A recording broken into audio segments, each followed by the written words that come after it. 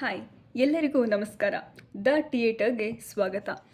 ನಿಮಗೆ ಮೂವೀಸ್ ಬಗ್ಗೆ ಅಪ್ಡೇಟ್ ಬೇಕಾ, ರಿವ್ಯೂಸ್ ಬೇಕಾ? ಮತ್ತು ಯಾಕೆ ತಡ, ಬೇಗ ನಮ್ಮ ಚಾನಲ್ನ ಸಬ್ಸ್ಕ್ರೈಬ್ ಮಾಡಿ.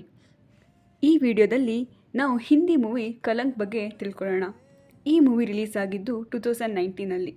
ಈ ಚಿತ್ರದಲ್ಲಿ ವರುಣ್ ಧವನ್, ಆದಿತ್ಯ ರಾಯ್ ಕಪೂರ್, ಸಂಜಯ್ ದತ್, ಆಲಿಯಾ ಭಟ್, ಸೋನಾಕ್ಷಿ ಮತ್ತು ಮಾಧುರಿ ದೀಕ್ಷಿತ್ ಹೀಗೆ ನಾವು ಟ್ಯಾಲೆಂಟೆಡ್ ಆ್ಯಕ್ಟರ್ಸ್ನ ನೋಡ್ಬೋದು. ಈ ಮೂವಿ ಡೈರೆಕ್ಟರ್ ಯಾರು ಅಂದರೆ ಅಭಿಷೇಕ್ ವರ್ಮನ್.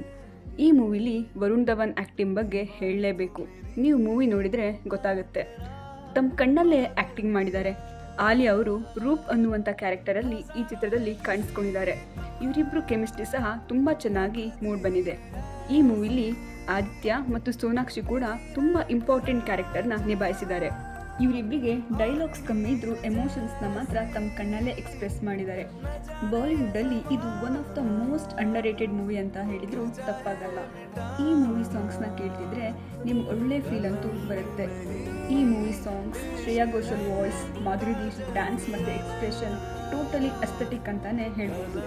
ಮೂವಿ ನೋಡಿದ ತಕ್ಷಣ ನಮಗೆ ಇದು ಸಂಜಯ್ ಲೀಲಾ ಬನ್ಸಾಲಿ ಅವರ ಮೂವಿ ವೈಬ್ಸನ್ನು ಕೊಡುತ್ತೆ. ಅಷ್ಟು ಚೆನ್ನಾಗಿ ಡೈರೆಕ್ಟರ್ ಮೂವಿಗೆ ರಾಯಲ್ ಟಚ್ಚನ್ನು ಕೊಟ್ಟಿದ್ದಾರೆ. ಈ ಮೂವಿ ನಡೆಯೋದು ಪ್ರೀ ಇಂಡಿಪೆಂಡೆನ್ಸ್ ಇಂಡಿಯಾದಲ್ಲಿ.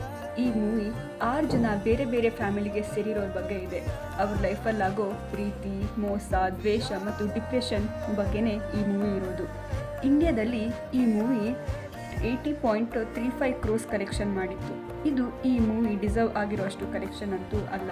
ಒಂಥರ ಫ್ಲಾಪ್ ಮೂವಿ ಅಂತಲೇ ಹೇಳ್ಬೋದು. ಇಷ್ಟು ಒಳ್ಳೆ ಮೂವಿ ಜನ ಏನಾಗಿ ಸೋಲ್ಸಿದ್ರು ಅಂತ ಗೊತ್ತಿಲ್ಲ. ಈ ಮೂವಿನ ನೀವು ಎಲ್ಲಿ ನೋಡ್ಬೋದು ಅಂದರೆ ಅಮೆಝಾನಲ್ಲಿ.